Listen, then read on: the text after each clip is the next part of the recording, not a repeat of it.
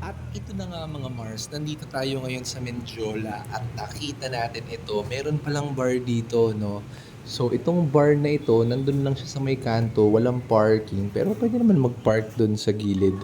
So, ito yung Niri by Four Monkeys Pub. So, ito yung ground floor. Meron siyang second floor, no? Pero medyo maingay at maraming tao, kaya hindi na natin pinuntahan. So, ayan na si Madam, nag-aantay na ng order niya. Oh, ayan, oo.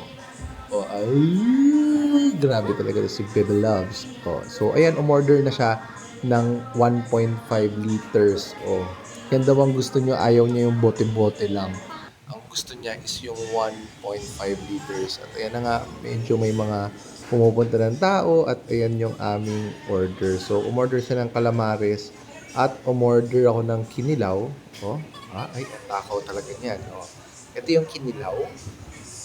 And ayan, so ayun ulit yung aming 1.5 liters na alak. So ayan, no. Kakain na. Ciao!